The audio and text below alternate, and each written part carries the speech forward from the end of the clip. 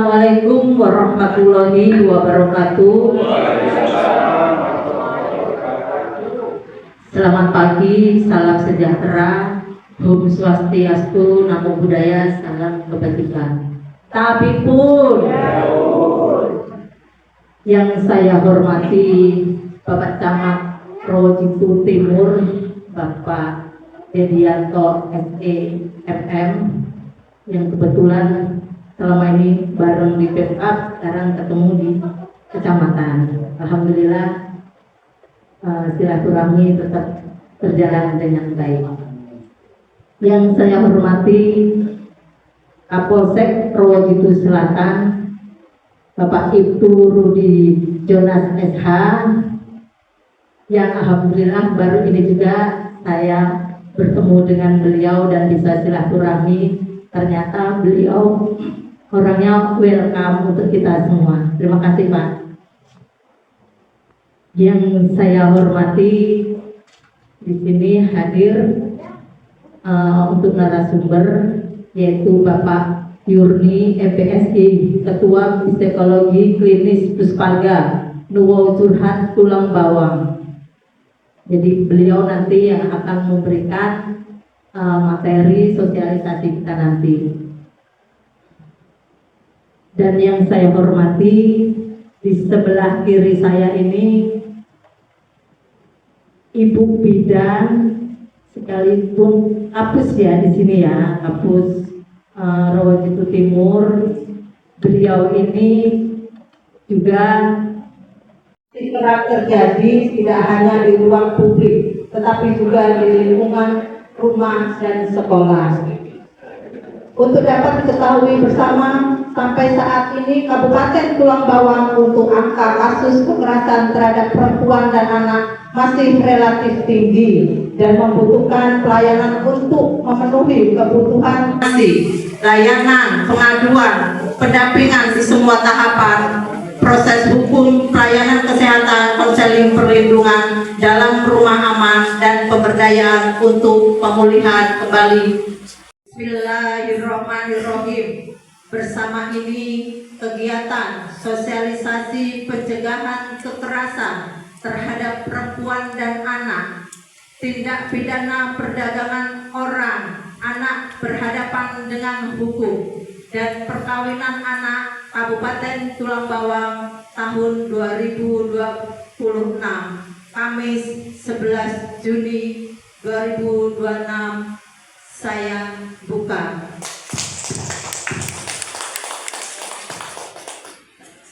Sekali lagi kami atas nama pemerintah daerah Kabupaten Tulang Bawang mengucapkan terima kasih kepada seluruh narasumber, peserta, serta pihak-pihak lain yang tidak dapat.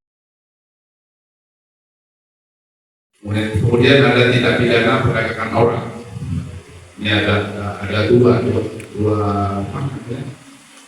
undang-undang di buku Bapak yang masih kena juga sanksinya. Kalau di umum dia penganiayaan, tapi kalau dia undang-undang ADRT ya kekerasan fisik dalam rumah tangga di Rawajitu Selatan. Jadi ada kemudian beri dukungan psikologis, kemudian jaga kerahasiaan. Jadi agar tidak berdampak trauma atau dia menimbulkan rasa malu, itu kejadian-kejadian yang kita ketahui itu jangan dijadi.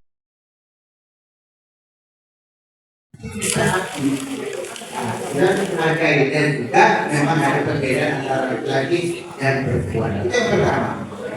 Yang kedua ada relasi kuasa. Ayah berkuasa, ibu berkuasa. Kenapa? Karena kemarin ada kasus daerah YDP, anak remaja berhubungan badan sama ayah kandungnya sendiri. Udah 7 kali. Kenapa? Artinya kita juga ketika kita melakukan suatu kekerasan pasti dampaknya ada di diri kita. Seperti kata Pak Rudi tadi itu bahwa konsekuensi hukumnya tetap ada. Kemudian adanya kesempatan Ya kan, makanya kalau kita lihat di patroli ketika ada yang kesempatan itu jatuh pasti ada. Ya, nah, jadi kita bantah berpikir positif. Oke, kita lanjut ke selanjutnya. Ketika korban ditonjok, sudah pasti dia biru. Ketika dia diejek, pasti dia menjadi minder. Orang tua kamu pekerjaannya nggak ditutup. Itu kan udah pembulian. Nah, makanya kalau kita di rumah kita ini kan perlu menghargai anak. Jangan anak bisa rendahkan terus.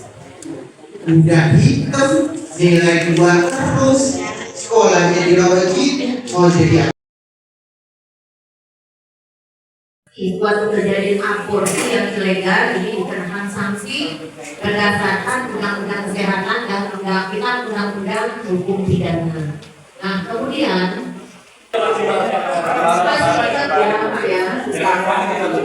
jadi saya jadi ikon perkawinan anak ya, karena ini tahun 2010 sebenarnya. Tapi karena pada saat itu Saiful ini seorang pengusaha kuningan dengan omset mencapai 100-an miliar ya. Kemudian menikahi seorang yang banyak menjalankan apa? Perkawinan anak. Ya, perkawinan bebas. Yang kita kunci, saya jadi tahu ya. Obat jamu terlambat datang bulan. Ya. Sampai seperti itu ya. Padahal apa? Kita tidak tahu nih apa.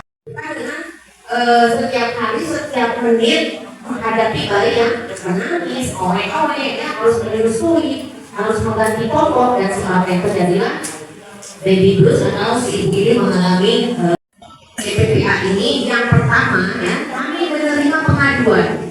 Pengaduan ini bisa secara langsung, silakan Bapak Ibu ada yang mengetahui ataupun korban dari kekerasan, arahkan datang langsung mengadukan ke kantor kami di Kompleks Pemda Tulang Bawah. Tahu Pak kantor PPPA? Sudah tahu Pak? Di belakang dinas kesehatan ya, kita sudah merger dengan dinas KB sekarang. Kan secara online ya. Kalau identitas tidak ingin diketahui, tapi Bapak Ibu mengetahui ada tetangganya nih ya, setiap hari disiksa, KDRT, korban kekerasan seksual, laporkan kepada kami. Saya share ya nomor, silakan telepon atau WA ke nomor 0823, jangan dicatat, ini jadi satu informasi yang dibutuhkan di masyarakat. 0823 81964161 ya, jadi bisa laporkan melalui WhatsApp ya, jadi kontak kami atau telepon langsung kepada kontak yang baru saja saya berikan.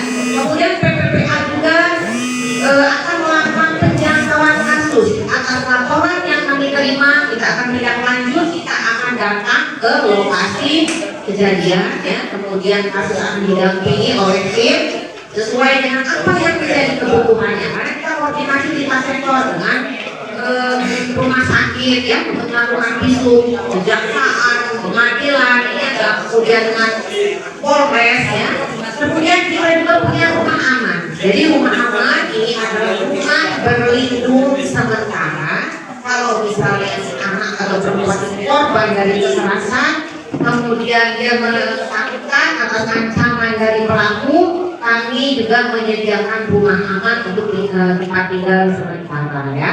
Itu sekali lagi kami sangat mengharapkan bagaimana partisipasi aktif dari Bapak Ibu kita semua terhadap barang kita bersama-sama mencegah kekerasan terhadap perempuan dan anak ini. Seperti tadi disampaikan oleh Pak Yuni psikolog bahwa kekerasan ini adalah fenomena gunung es ya, yang pelapornya hanya sedikit, padahal kasusnya sangat banyak sekali ya. Ini tugas kita untuk kita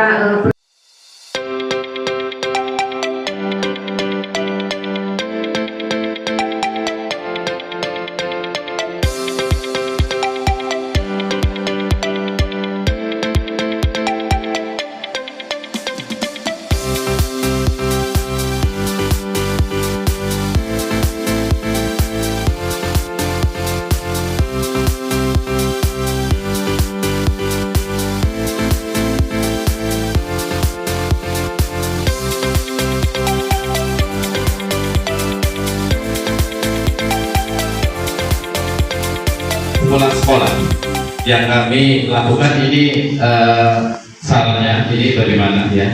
Sepulang sekolah biasanya teman remaja itu bergerombol ya, bergerombol, dan yang tidak kami inginkan itu anak tersebut merokok. Nah, dalam hal merokok itu berkaitan dengan seragam. Sedangkan kami di sekolah kalau jam 1.30 ke setengah 2 kami sudah tidak bertanggung jawab lagi, dalam artian sudah pulang sekolah. Nah, itu apa yang kami lakukan dan mohon sarannya. Mungkin itu aja Pak Rudi. Terima kasih. Assalamualaikum warahmatullahi wabarakatuh. Terima kasih untuk pertanyaannya Pak. Dari Bapak siapa tadi Pak? Pak Haji.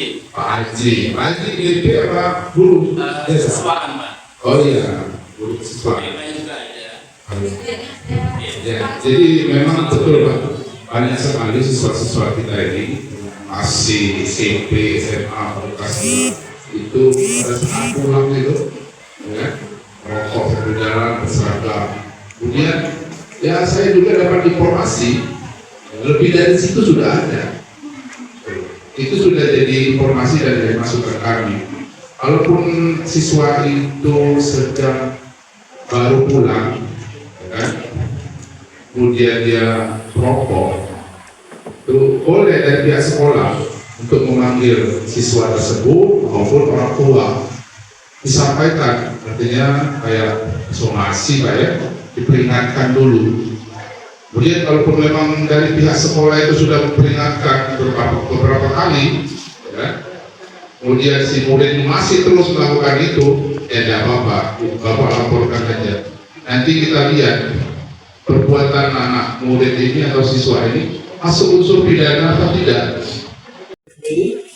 Jadi di sini banyak sekali kasus anak-anak di siswa sekolah itu Pak, banyak sekali dari sering terjadi pembulian, bahkan banyak yang terjadi sampai di rumah anak itu sering mengurung diri. Jadi antisosial, itu banyak sekali kasus seperti itu. Jadi di sekolah juga kadang anak-anak itu juga nggak mau juga bergaul gitu. Jadi minta tolong bagaimana sih triknya untuk menangani anak-anak seperti ini. Yang kedua, banyak sekali juga di sini Pak yang menerima kasus kekerasan, terutama yang saya hadapi itu adalah ibu-ibu. Saya mohon untuk bagaimana cara saya memberikan solusi atau trik bagaimana sih biar ibu-ibu itu, walaupun sebenarnya sudah saya kasih indikasi, cuma saya pengen langsung lah dari Bapak. Terima kasih Bapak. Sebelumnya Assalamualaikum warahmatullahi wabarakatuh. Terima kasih, nama saya Sukardi dari SNTN 1 Rawamangun Timur. Izin bertanya, tadi ada semacam opini yang sangat luar biasa sekali. Di saat kita menekan angka stunting, tapi ini kontraproduktif dengan seks bebas yang berkeliaran. Dan ini memang terjadi di kami satuan pendidikan.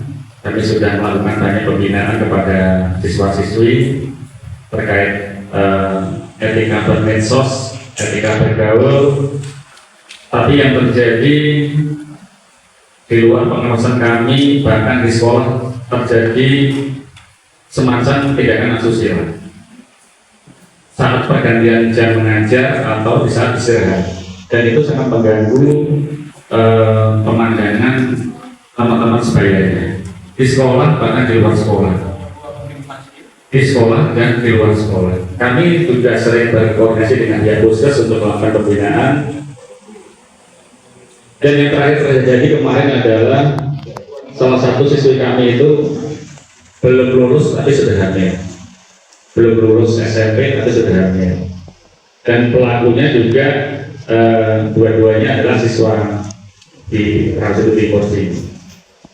Oleh karena ini jadi pertanyaan saya adalah sejauh mana kami membangun lintas sektor untuk menekan angka seks bebas ini. Apakah kami harus berkoordinasi dengan pihak keamanan, psikolog atau puskesmas terdekat, atau kepada pihak mana lagi kami harus menekan angka seks bebas? Terima kasih kepada narasumber untuk di Jadi kalau memang sudah terjadi, bagaimana kita bisa menangani korban bullyingnya? Artinya kita kan perlu membangun rasa percaya diri anak. Ya, cara membangun rasa percaya diri anak itu adalah ketika dia bersekolah, bagaimana kita sebagai pendidik melibatkan anak dalam berbagai kegiatan. Artinya, kalau anak itu sudah takut, kan kita sudah bisa dilihat sinyal anak itu takut kita. Kayak tadi lah saya bertanya kepada bapak-bapak, semuanya menghindar. Apalagi kalau anak korban bullying. Jadi sebenarnya kita kan pendekatannya ada dua sih kalau kita menggunakan terapi behavior, terapi perilaku, adanya reward sama punishment. Jadi bagaimana kita bisa memberikan reward, penghargaan pada anak-anak jadi korban. Artinya ketika anak diberikan reward positif, pasti kan dia ingin mengulang lagi. Kita terima, kita hargai, tapi bukan berarti semuanya kita terima. Yang masalah jelek dia kita terima tanpa kita batasi. Ya, itu salah nih. Artinya ketika kita langsung spontan mengutarakan, pasti kan mentalnya langsung bermasalah. Tapi ketika kita melakukan pendekatan secara perlahan-lahan, kita lihat ini